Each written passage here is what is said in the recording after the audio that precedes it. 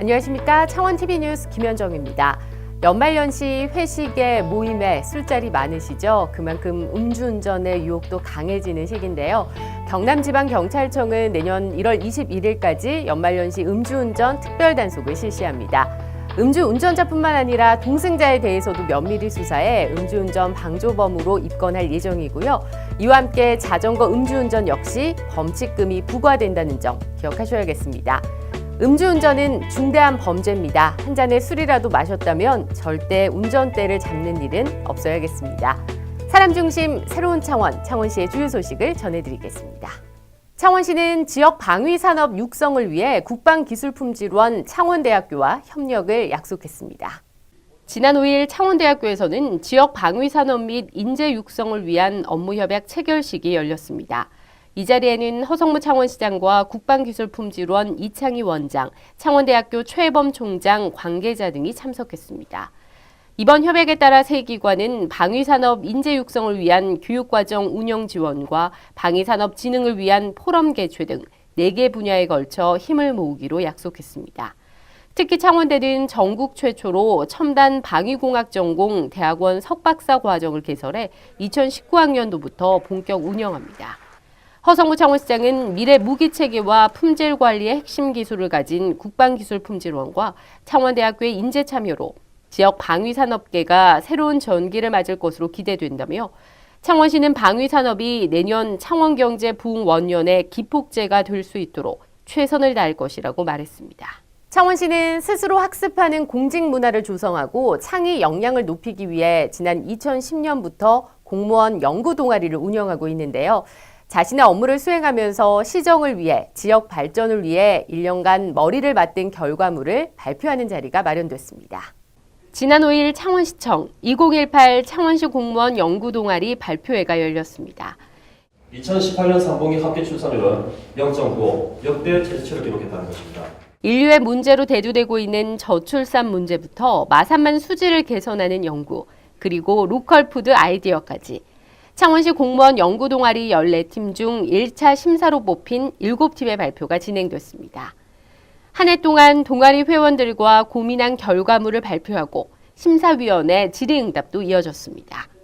연구 결과의 창의성, 경제성, 노력도 등을 전반적으로 평가한 결과 영예의 금상은 창원시 도시브랜드 아이덴티티 현황 및 재고에 관한 연구를 한 내 손 안의 이음팀이 수상했습니다.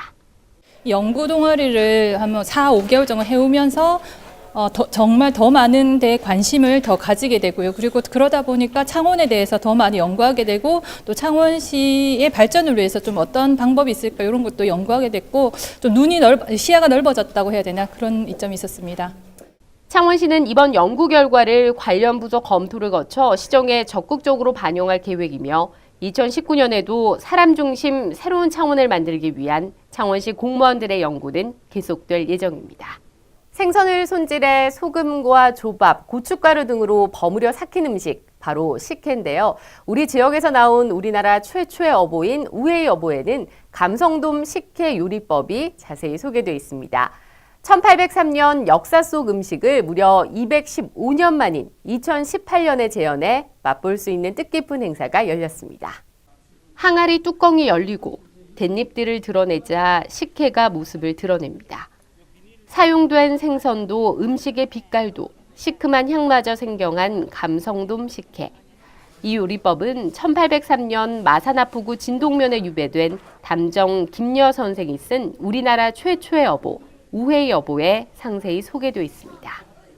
우리 지역에 215년 전에 음식이고 말 그대로 최초에 존재했던 음식을 복원해서 현대인들이 이제 그런 느낌도 받고 또 문화 콘텐츠적으로 활용할 수 있는 그런 계기를 만들기 위해서 복원을 했습니다.